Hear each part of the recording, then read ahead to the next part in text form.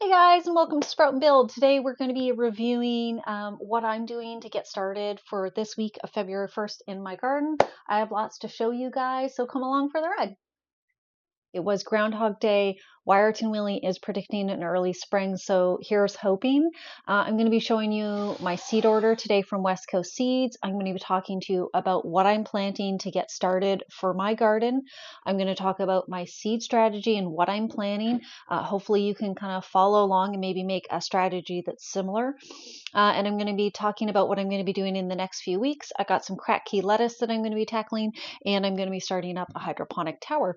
So let's get into it. I just wanted to share with you kind of my garden strategy for this year. I've been gardening for 20 years, plants, vegetables, some fruits. So I've learned a lot over the years what works best and what I use. So my strategy this year is to use my gardens. I'm doing 3 raised garden beds. They're going to be 3 by 6, and I have yet to build them. So that's a future video that I have coming up. But here's my strategy. My kids have been growing the vegetables with me, fruits and vegetables, since they're kids. They're in their teens now, but they do love to participate. So my first strategy is to make sure I have enough for them to snack on and grow. So we have the Sugar Snap peas. This is a prolific snap pea. I love this one. I've grown this one before, and we're going to continue to plant this throughout the year. So succession planting. I'm the only one in my family who likes zucchini, but I do love zucchini, and I think I have some really great tips to show you guys. Everyone here likes strawberries. I already have a strawberry pot that's filled with them, but I really want to give my hand at trying out strawberry seeds. Yes, we do like kale in our family. We're so weird. This is the Prism variety. We do kale chips, so it's a oil, salt, pepper, and a little bit of garlic seasoning, and it tastes just like an earthy chip. It's beautiful. I'm also going to freeze this for smoothies for my kids. Who doesn't love a carrot? This is the Bolero version. This should do really well in the raised beds. Yes, we like broccoli, and my kids eat this like crazy. This year I'm trying the Asperbrock broccolini. I'm thinking this is going to be a win because it has the smaller florets, so a little bit better for the smaller space garden that I have. And we'll do some spinach just for smoothies, and I'll freeze that for salads. So that's my first strategy, is kids and snacking. The other thing that we eat regularly is salads. During the spring, summer, fall, we'll do salads 2 to 3 times a week. So for leaf lettuce, I have the Selenite version. If this lettuce looks like that, this is going to be amazing. We have the pelleted version of romaine. Which one is this? Coastal Star, pardon me. Romaine. Again, this looks absolutely perfect. I'm going to be growing both of these lettuce in the soil and hydroponically. I have 2 types of cucumbers. I have a gherkin, the Artist Gherkin. Going to try our hand at a quick pickle this year, and then we just have some cucumber seeds left over from last year. We have our Eiffel scallions, which are great for salads for us, more cucumbers, and then we have the Sweet Million cherry tomato. So that's going to be all for the salads. We do very much enjoy a fresh salsa throughout the summer. So for that, we have the Ruby Goddess Slicer. So this is going to be for salsa, but also for bacon and tomato sandwiches. This is going to be absolutely beautiful. We have the Blush Red Onion, and we have the spicy sliced jalapeno peppers and some cilantro. No, it doesn't taste like soap to us, so that goes in our fresh salsa. The other thing we're going to be growing, so my other strategy is to prepare chili and tomato sauce. So for that, guys, of course, you're already guessing it. Yes, I have a San Marzano tomato. I've never grown this one, but I'm hoping this is going to be prolific and produce pounds of tomatoes. We have the Walla Walla onion.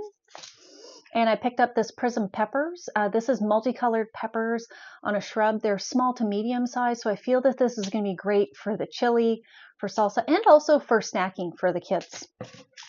And guys, the last strategy, but the one near and dear to my heart, is flowers. I have quite a large selection of perennials, but I do fill in with annuals to get that color mix and to be able to make bouquets throughout the year. So we have the Under the Sea Zinnias mix. Yes, I throw in some lupins. They're kind of like weeds for us, so I'll just pull them as needed. We did this one last year, so there's a few left over, and this is the Art Deco zinnia. The flower structure on these was amazing. Pro Cut White Night Sunflower, Apricotta Cosmos, and the Pro Cut Plum sunflower again. So I think these are going to provide great color and great structure to the garden and really help with the bouquets that I cut throughout the year. Guys, this is so beautiful. Every year I do plant some herbs. We'll plant dill and flat leaf parsley and a small leaf parsley. I would say if you do have kids and you can plant dill, go ahead and try this. We often get the black swallowtail caterpillar, I think it is. I'll try and put a picture in. They come every year in the caterpillar version, and they eat and eat and eat the dill. And we've been able to bring them inside, save them from the birds, and rear them into the chrysalis form. And then once they hatch out into butterflies, we release them. It's been a great thing that we've done year after year, and hopefully they come back this year so I can show you guys that. So that's the seed order this year. That's the strategy that I'm using to make sure that I get the most out of my garden. I'm sure you guys have gardened before or are thinking about garden and are worrying about using it all. You know, there's always going to be a little bit of waste, a little bit of leftover. There's totally ways that you can mitigate that. But my goal is to just try and reduce waste this year and have a really good strategy. So that's what I'm doing this year. Guys, next I'm going to show you the seeds that I've started. So the seeds that I've started this week, based on my last frost date, which is May 10th to 15th, zone 5A, 5B, I have started my onions. Now, maybe this is a little bit early, but I feel like I got the jump on this and this is going to go well.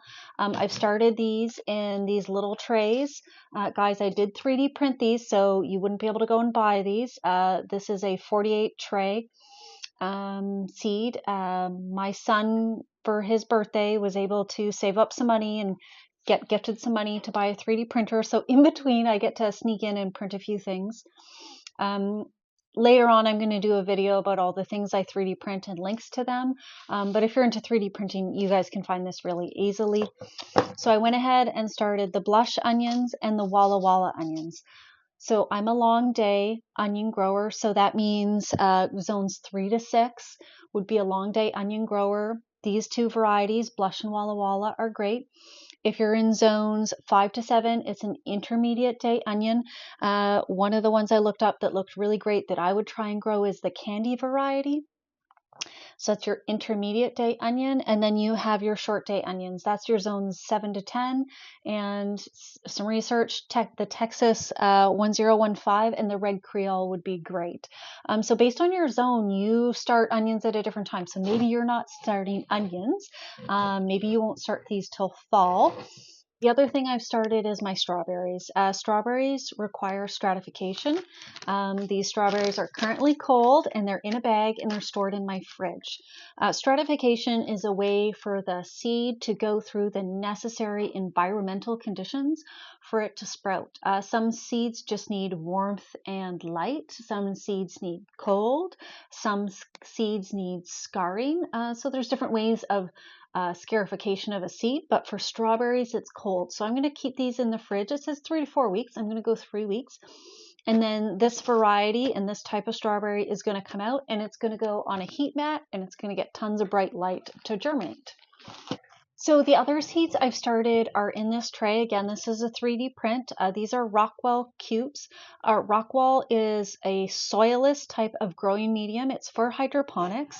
Rockwell is made from, it's like molten basalt rock and recycled slag. So it's spun fibers. It can be a little bit itchy if you're touching it. If you haven't touched it before, I'd recommend gloves, washing your hands before you touch your eyes.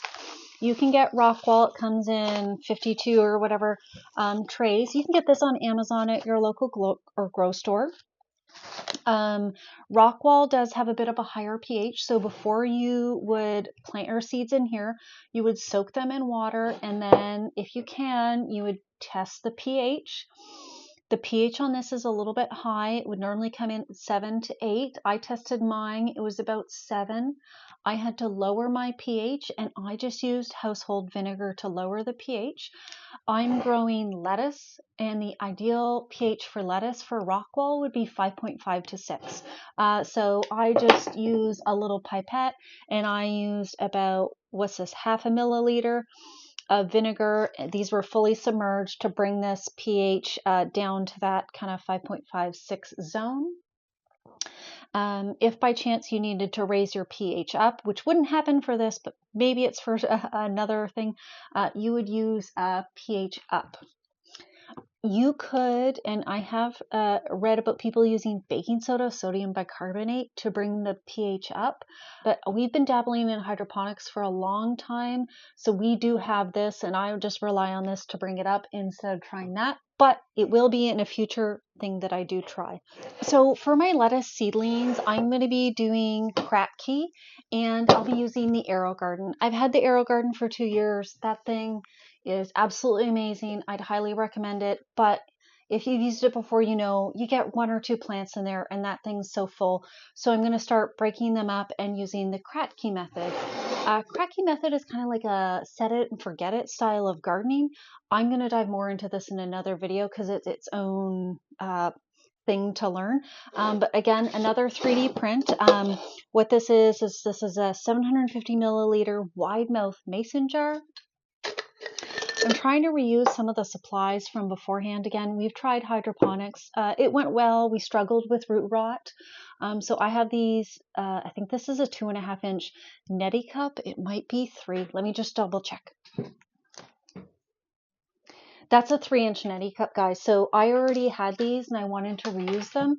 And I tested at the store and I knew that this mason jar worked. And then part of Kratky is that you do need to cover the glass. You don't want light getting in there. That's going to cause algae and root rot. So it does need to be covered. You could paint these. You could put a sock over it. I decided to follow the 3D printing kind of theme that I'm going with, and was able to print this cover. So you see how this works. It sits, it's decorative. I can easily check my water through here, and it does have a nice wide opening for the plants. So this is fantastic. I do have quite a bit of seed started here. This was maybe a bit in error. I got a little bit excited. So of the extra seeds that I have here that aren't going to be growing in the AeroGarden, I'm going to be moving over to this hydroponic tower. This is our first hydroponic tower. We've normally done deep water culture or nutrient film technique. So this is new to me. So I'm going to be diving into this once our seeds are going.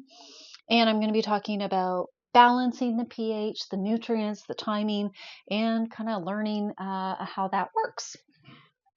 So I do want to show you guys the soil that I got. I didn't get seed starting mix this year, and I'll explain why in just a second.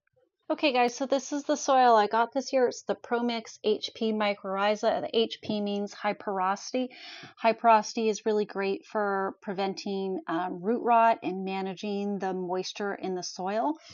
So I'm just going to show you the bin of soil right here, and this is kind of what it looks like. It's a good mix of sphagnum peat moss and perlite. There's a few sticks in it, but overall it is quite a beautiful soil mix. It smells great. It's got a great feel to it. I've already pre-moistened my soil for seedlings. So what you're looking for is that when you squeeze it, there's no water dripping out, and that it forms a nice ball. You see that ball it's made? That's the moisture you're looking for in this soil. The great thing about the mycorrhiza in this ProMix HP is that it creates a symbiotic relationship with the roots and the plants. It ensures that the plants don't get root rot. It allows for nutrient uptake and quite a few other benefits to that. This bag of soil I got from Rona. It was $49.99 and it came well reviewed. So thanks my gardener friends for the reviews on that. I'll report back. I'm using it this year for seed starting and house plants and some plant pots outside. Hey guys, so I just want to give you a little studio tour. I mean, it's a work in progress. This is a work in progress. No judging. We do kind of have this back wall and my table here. So we have our hydroponic system that you see right here. So that's just on a pail. I've printed the lid and the tower. These are all individual components. So you're going to see that over the next few weeks that I get that started. And then over on this side, I just have my AeroGarden, I have my heat mat as well. I brought down my pothos, my very, very healthy pothos, just for a little green and inspiration. And this is my plant light that I have. This is the Agilex. This is the 2x3 version. It's an adjustable Kelvin, so this is what I'm using to grow under. This is my table here, so I'll just pull out so you guys can see it. This is like my workshop table. It's on wheels. It's got my table saw built into it. I garden plus I build lots of things. So this is kind of like my wood shop and my garden shop. So over the next few months, you guys are going to be hanging out and seeing this place kind of evolve and grow. But what I do for my seedlings is I just roll this table right over underneath that light when I'm not filming. The light's on a chain and it drops right down. So I have my 12 to 18 inch distance from these seeds. Currently, they're just hanging up on there on the heat mat right now. But once we have a few more seeds next week, they're going to be living on this table temporarily. So guys, thanks for watching. I hope you saw something interesting. You learned something new here today. My kind of goal for us here in this YouTube journey is for you to just see how I'm gardening over the year, learn from me. I do have a degree in horticulture. I've been gardening for 20 years. I think I have a lot of great tips and techniques to show you. Plus, just come along for the ride. This is going to be fun. So until next week, and remember next week we're diving into Kratky. We're getting the hydroponic tower going, and we're going to be starting some more seeds. So guys, thanks so much. If you can like, subscribe, let me know. If you have any positive comments or feedbacks down below. And if you have any questions, I'd love to engage with you guys. So thanks again. Take care. Till next time.